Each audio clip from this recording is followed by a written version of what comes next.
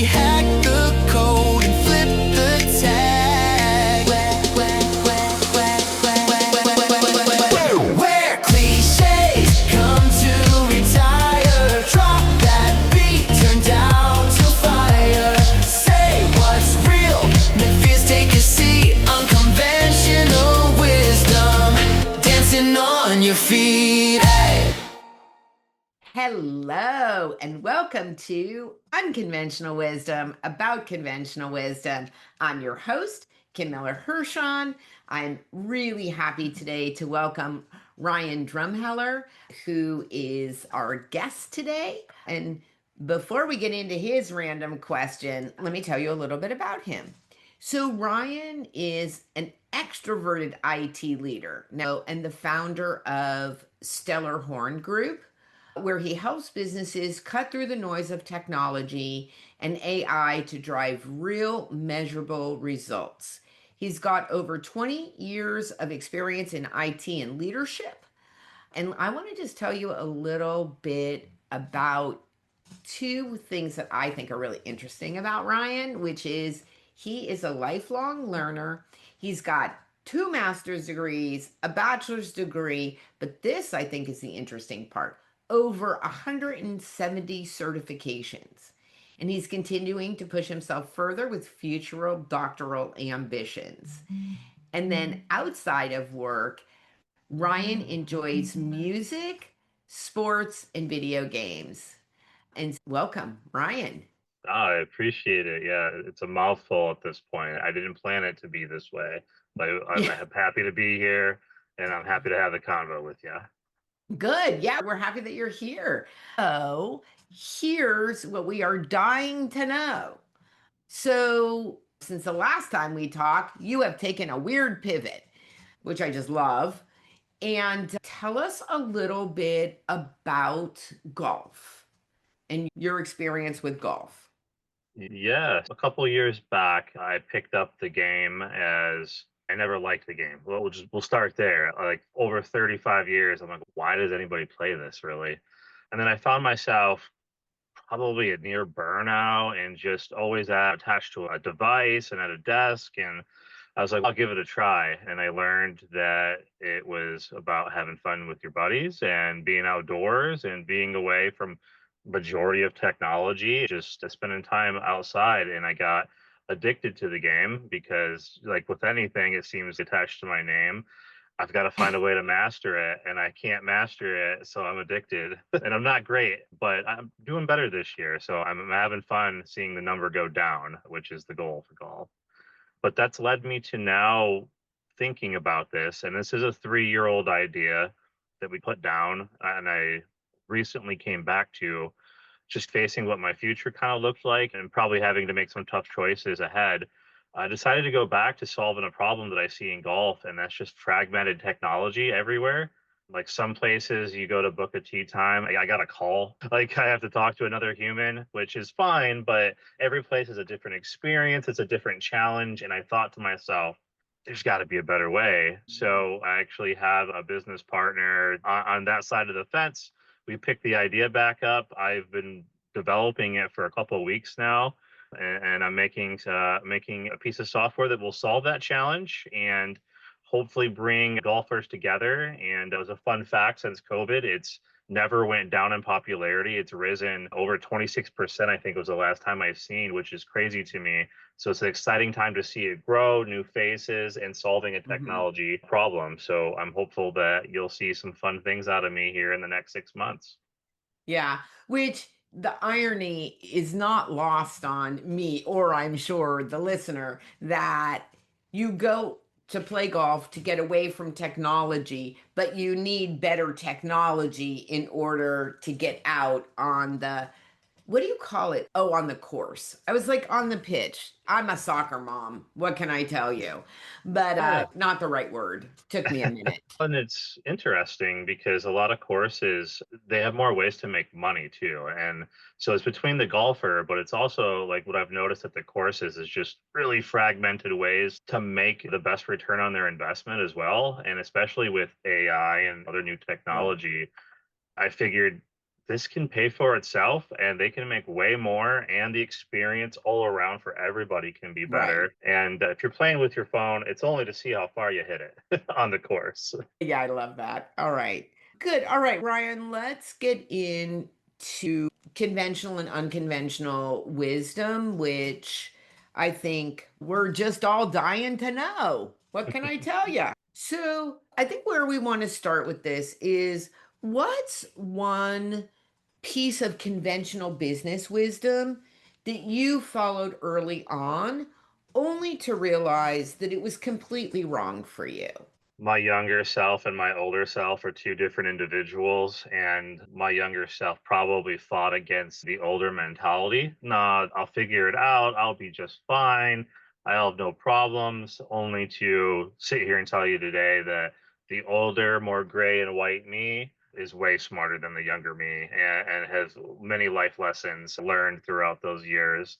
So the unconventional wisdom I'd say is I had no idea what I was in for, or what obstacles I'd have to overcome, or what I'd have to do to even sit here today.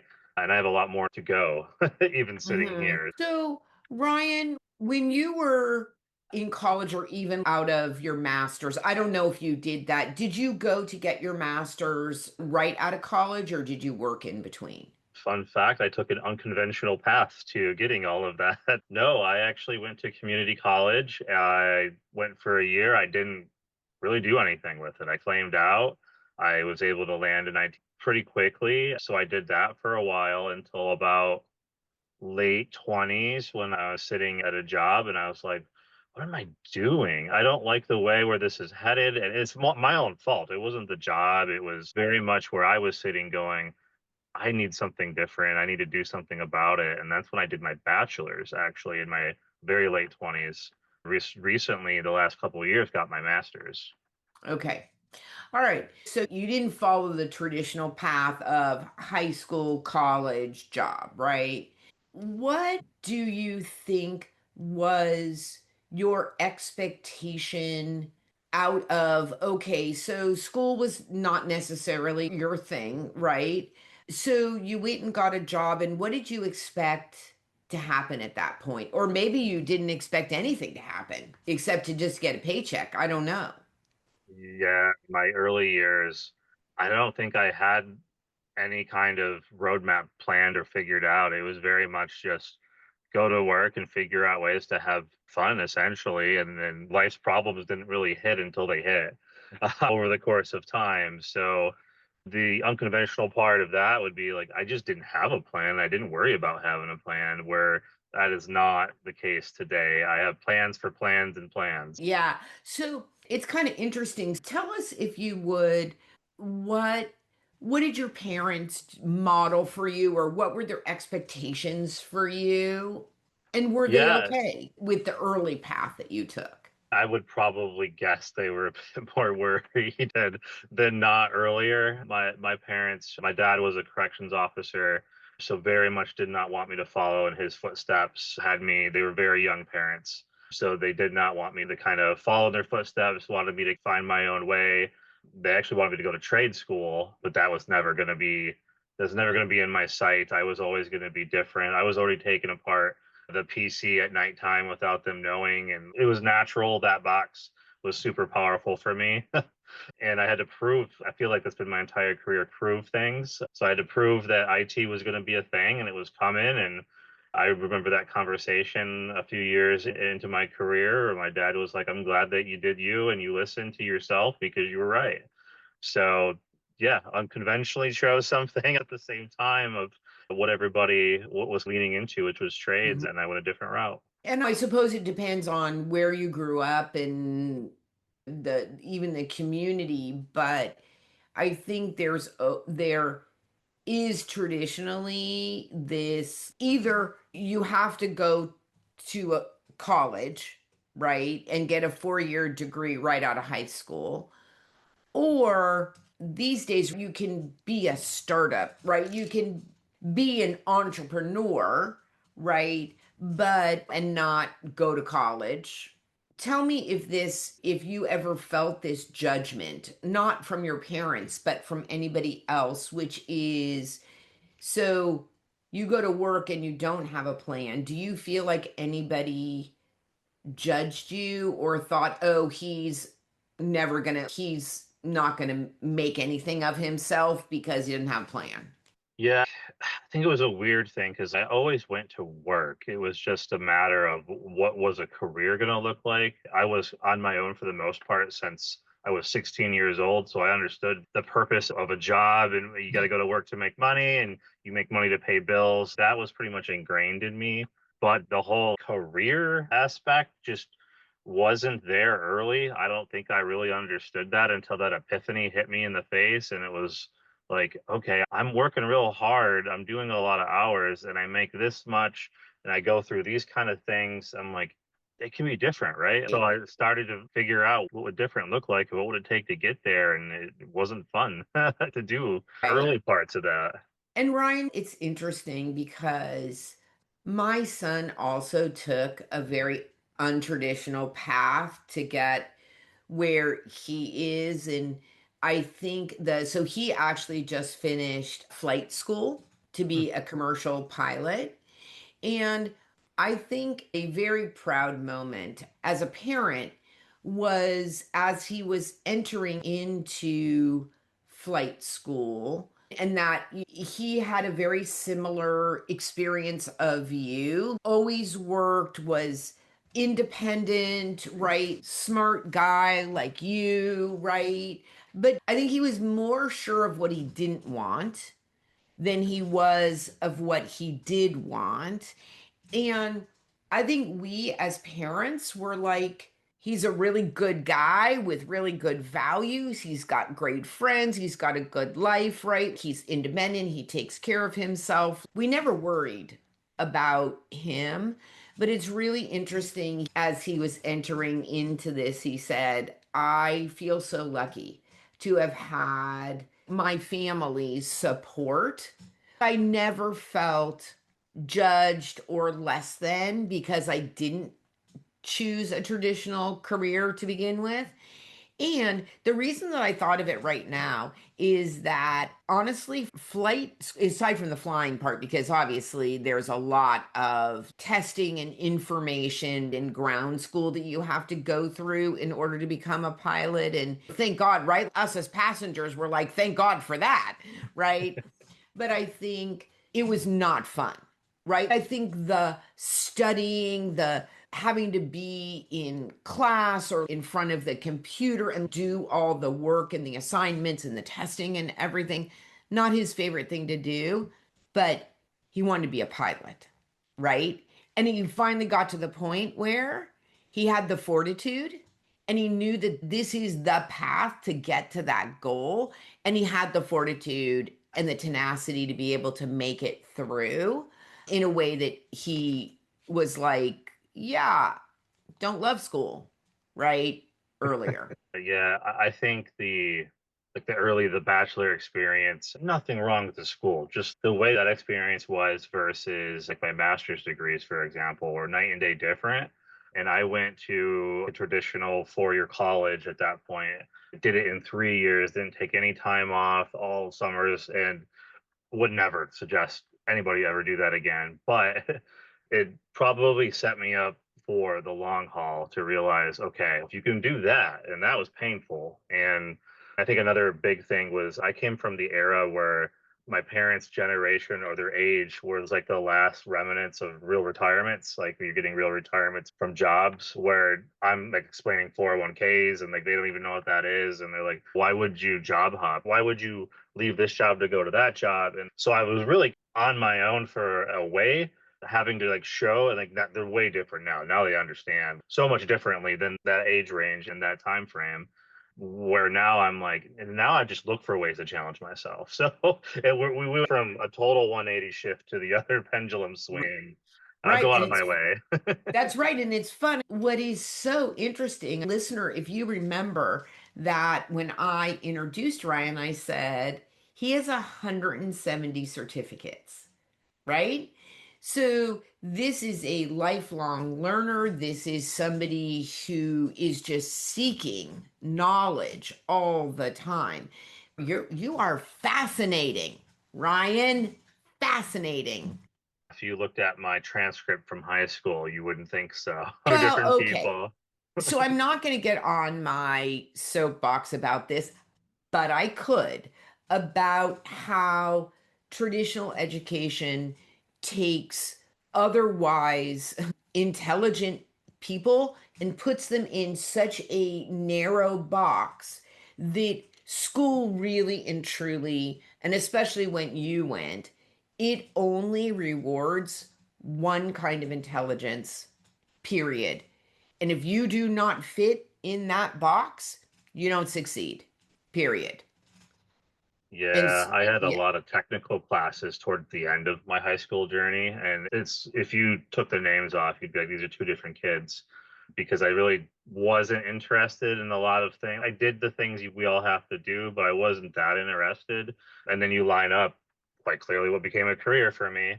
Aced everything. Like, I actually student taught a programming class in my, I think, junior, maybe senior year. That was unheard of. They had never done anything like that, but I had already taken the one version and excelled, and we don't really have anything else. Do you maybe want to student teach and help the next class? I was like, sure, let's try that, which probably became into my whole leadership and mentorship part. Looking back at it, just kind of clicked in my head as I'm saying it. So it is a good experience. It did go into the differences between my bachelor's and my master's. My bachelor's definitely forced me into classes that I don't feel are going to be relevant to my career.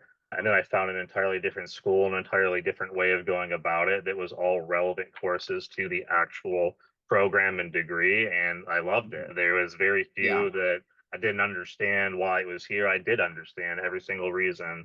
So proof that it can be done in a way that we'd probably be open to. yeah. As we're talking here, Ryan, here's an idea for us. Maybe we need to open an alternative college, right? Like, how do you get your bachelor's degree? Because what's so interesting, and I don't know, maybe I'm just, my kids are through college, so maybe I'm not up with what is now, but you hear all about alternative high schools, or actually, alternative high schools have been around for a long time, but they're typically for kids who have been in trouble as opposed to kids who learn differently, right? Or who just have different interests. But I think there's been some steps to rectify that, or you can go to a charter school, right? Or homeschool. But once you hit college, there's really just the traditional 4-year degree, right? You have your general ed that you have to, and of course, if you're listening not from the United States, obviously I'm talking about the United States, but even if you're from the UK, it's all prescribed, right? Probably even more prescribed than it is here. Or for wherever you're from, I think we all have prescribed education systems. I wonder what that just might be something. Listen, I'm not opening a college, but I do think I'm interested in enough to understand a little bit more. Why are there not alternative colleges? Ryan, tell me, why are there not? Yeah, I would say that my master's experience made me open to the idea of, okay, maybe I will go for a doctorate. Like, I don't necessarily need to do it, but again, this is me versus me. It's not anything else. It's just I got this far and then I got two, because why not? Somewhere I got the idea to just do two of them, and now it's how far can I take it? So I've been at that point of Mhm. my career of like, when it's all said and done, I already know the answer to this. The answer would have been there's no way. But 10 years ago, there's no way I would have had on paper what I have now or the knowledge that I have now, because it wasn't even in my idea. But that experience made me open to the idea. So I completely agree with you on redefining, rethinking about we are not all equals. We all are different humans. I think a shared experience of general education amongst us all is fantastic. We should go through that to learn what the public is like and what their kids or what other people are like. But then if we have an idea, like it was so evident that I was into technology at that point, why isn't there a specialized let me learn technology over here, and then I'd hit the ground running and be more productive to society at an earlier age than maybe almost 30? And or here's the other, I think, really interesting thing about this, which is that why can't you use what you're good at to help you learn the things that are more challenging for you, right? And so I think that to me, that's very interesting, right? Because it really is my whole thing about how we do things differently, right?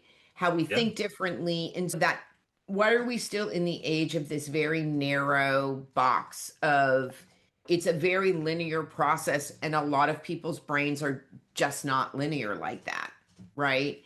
But yet, I think the thing that concerns me most about that, it's a whole bigger discussion, and there's actually a lot of issues with it. But I think if we just take the self esteem part of it, we take the mental health part of it about what we do to our children, because for 18 years of your life, unless you're an athlete or a a musician, right? Or something that society values that you can excel at, the only way that we tell you that you are a successful human being is if you get good grades, right? And if you don't follow that very linear, if your brain doesn't work that way, then we're just doing such a disservice. There's a lot of other pieces to this, right? And it's a much bigger discussion, but we just do a huge disservice, I think, which some of those things are not recoverable for people, right? Yeah, no, absolutely. We're led to believe as children that there is this linear structure. You do go off to college, you do all these things, and I'm proof that you can do all of those things maybe in a different timeline, and you can have experiences and not know at the same time. I probably, if I tried to force myself to do it, I wouldn't be successful that I am now because I wasn't ready to accept any of that. I had, even though I did school and I made it out the other side, was I mature enough? Was I ready to do? I know the answers, but no. So you can take traditional routes to do things. There's always time, but you do have to start at some point. You do have to figure it out, or you just fall into whatever you fall into. All right, let me ask you this. So, for where you are for Ryan, I don't know, 2.0, 3.0, I don't know, whatever version of yourself you are at this point, is what's one thing that people assume that you've just got figured out on the outside and inside you still wrestle with it?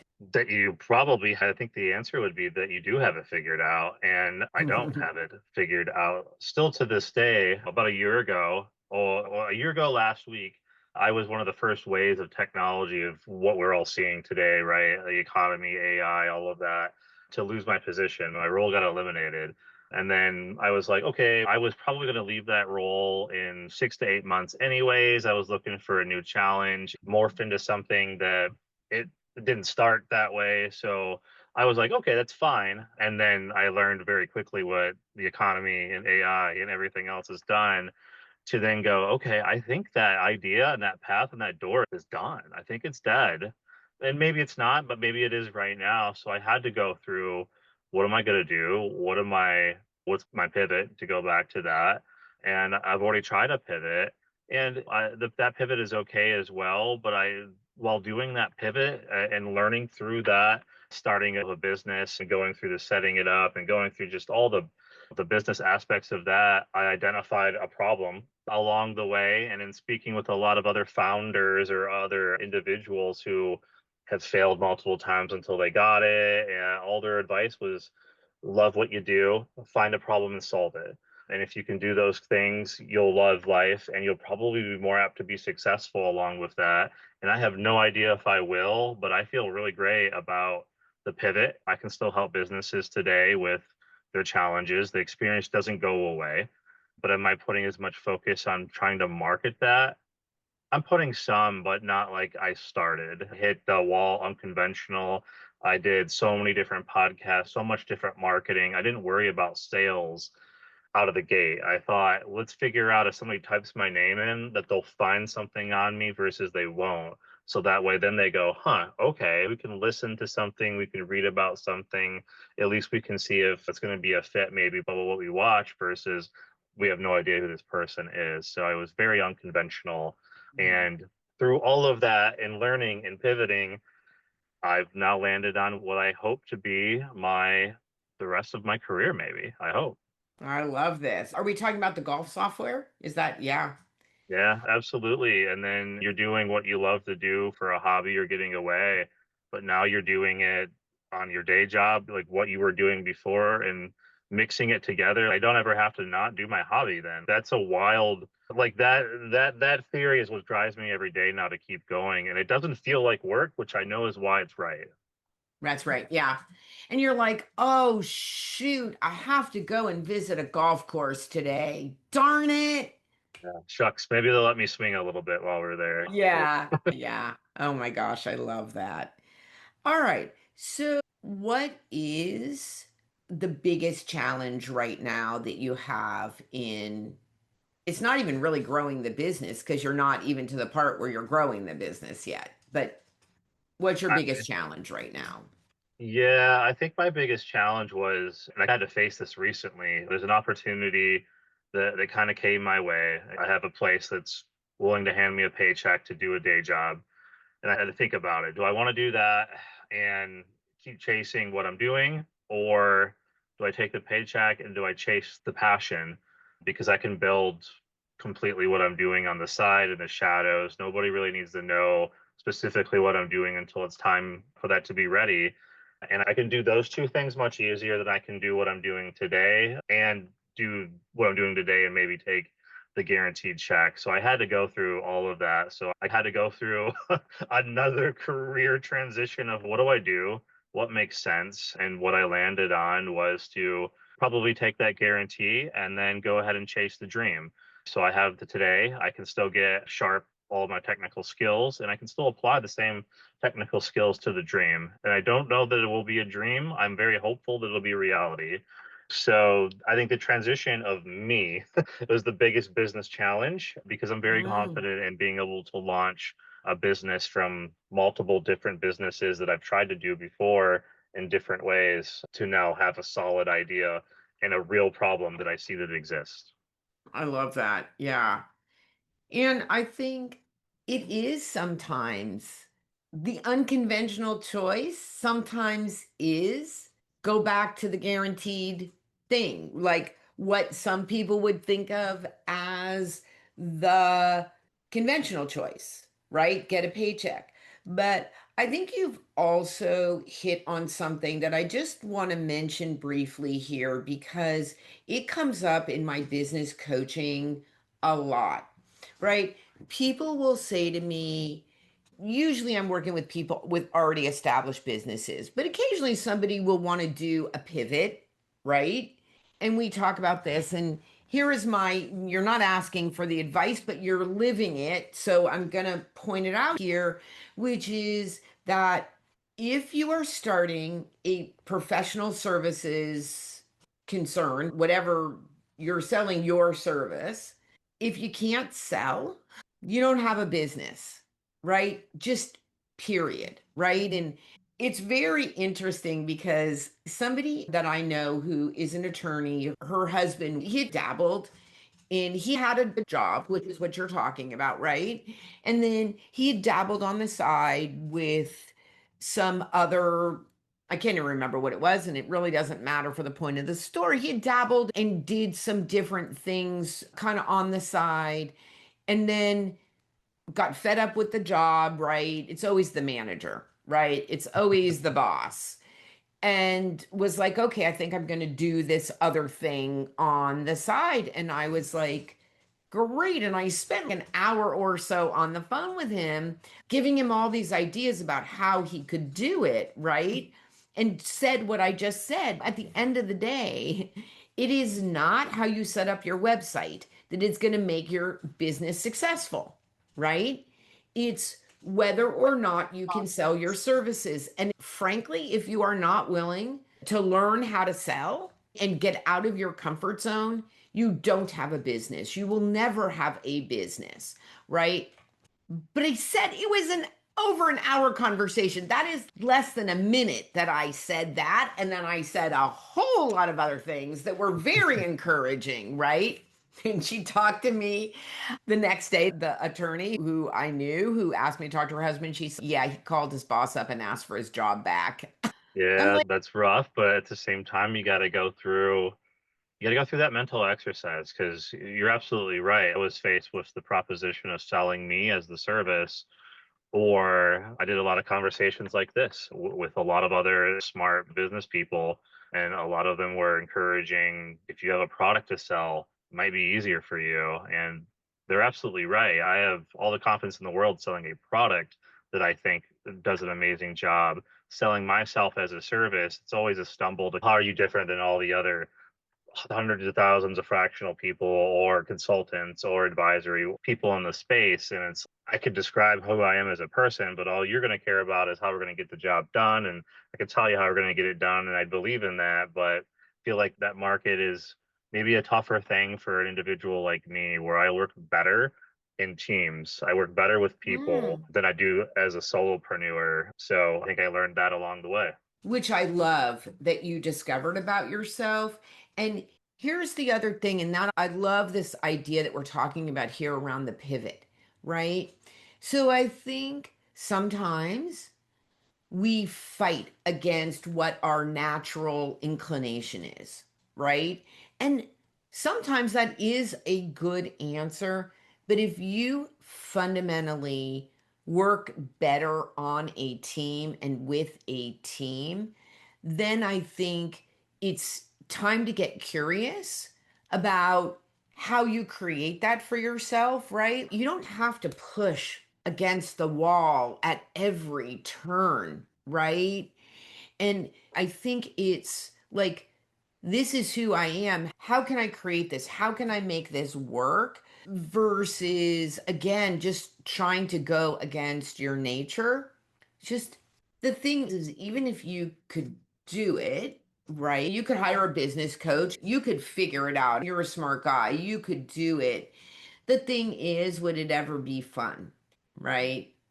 Yeah, I do have a coach, and I feel sorry for her having to deal with me. Like, I just explained the pivot just last week to her and asked many questions like, am I crazy at the end of the day? You go through all of these thoughts and emotions where, for me, I'm coming to what seems logical at this point, and in reality, really. Like, I'm faced with a decision on one hand, like, it's very likely that this is going to be an offer that I have to do something with, and granted, it's not in my hand at the moment, but it feels like it's coming. So then what do I do if it does? I don't want to start that convo then.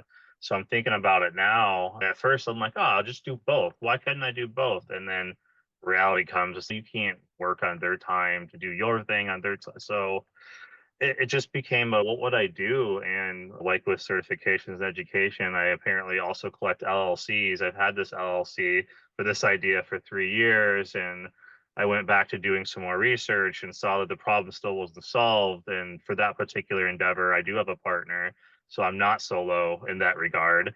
I feel bad for him because he got a surprise text of "Look what I did and made. Hope you're still interested." So completely unfair, but yeah, we have our first like 3 year get back together a business meeting coming up. We're going to walk through everything. I've built a web app and a mobile app so far that we're making look more pretty than what I made because I'm not the UX and UI guy, but it's functional. And yeah, we're going to make a run with it. And I think it's going to solve a lot of problems. And I feel a lot better because I'm talking to somebody else too, and about something we both go and play golf together all the time. So it's something that, just to your point, feels natural, it feels better, it's still technology driven.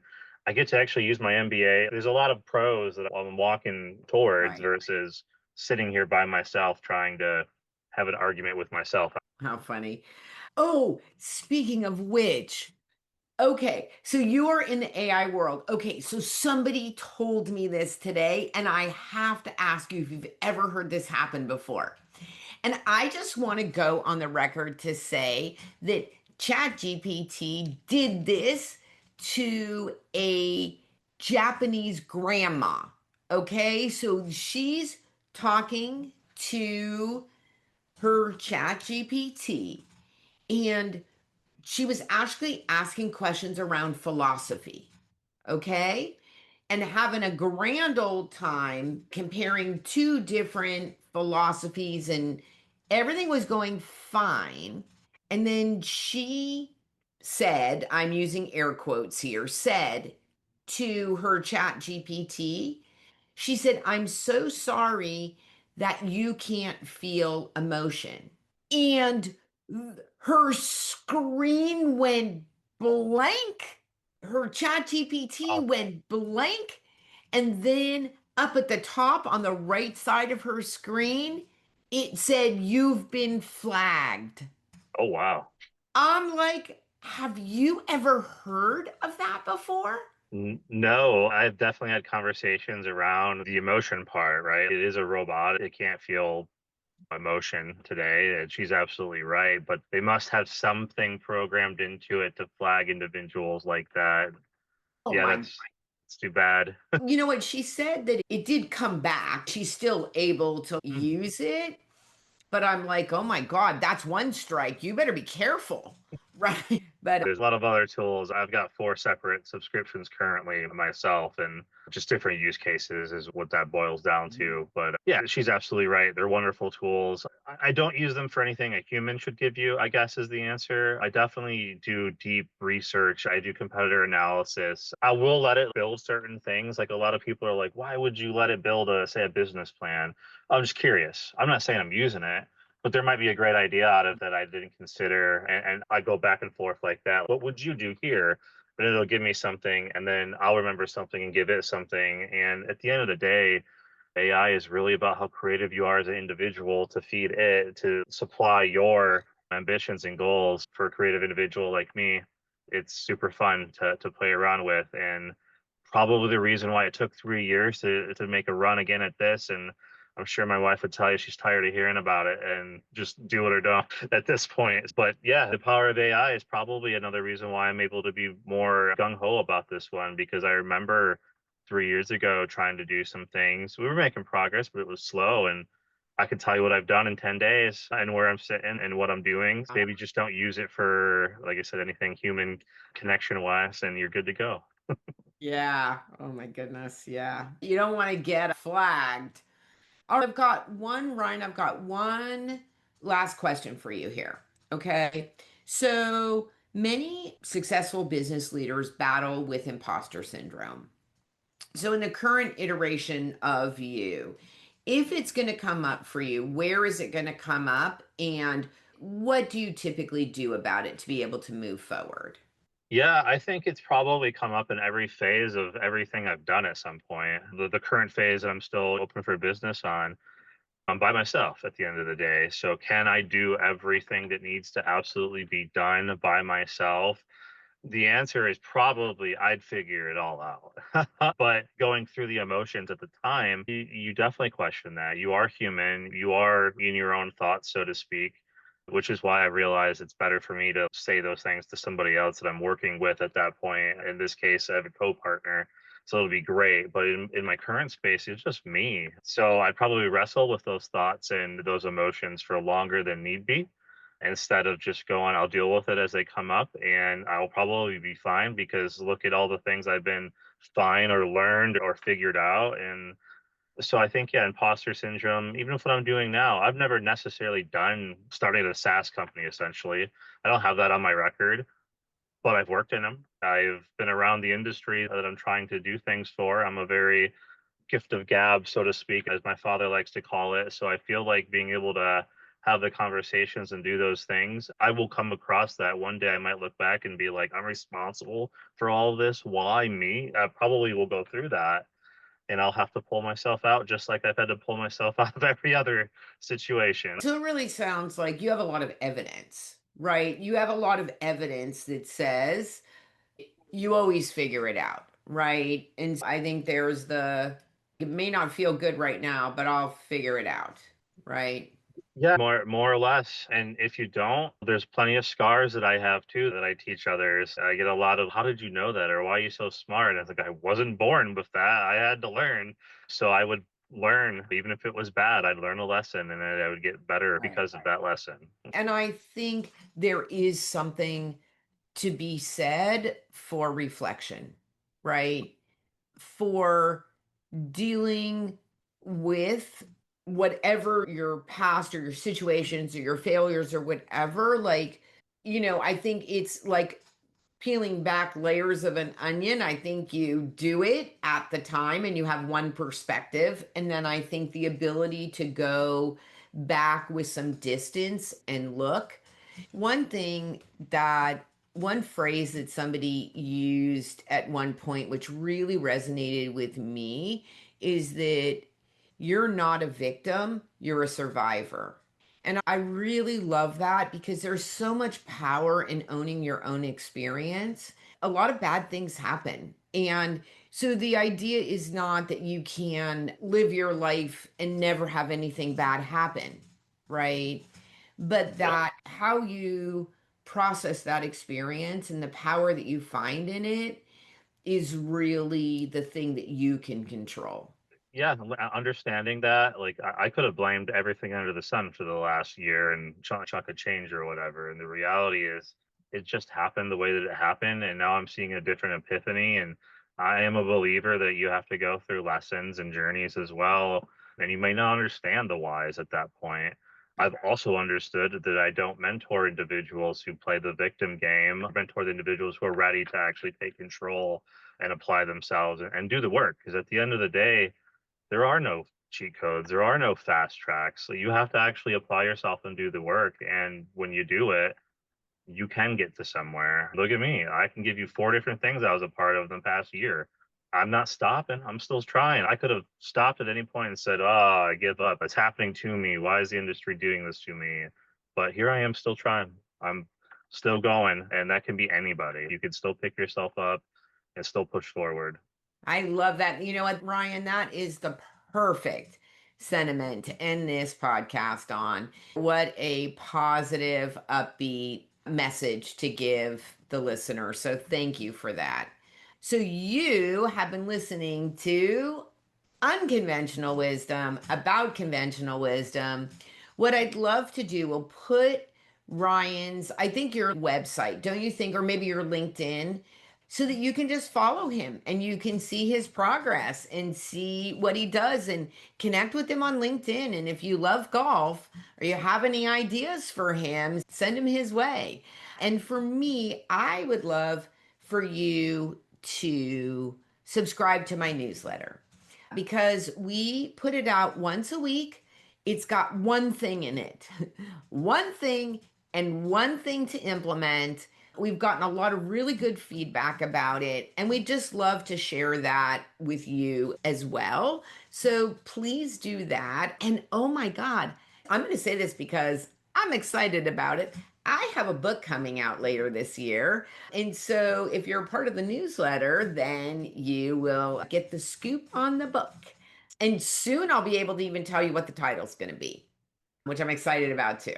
You have been listening to Unconventional Wisdom about conventional wisdom. I'm your host, Kim Miller-Hershon, with Ryan Drumheller.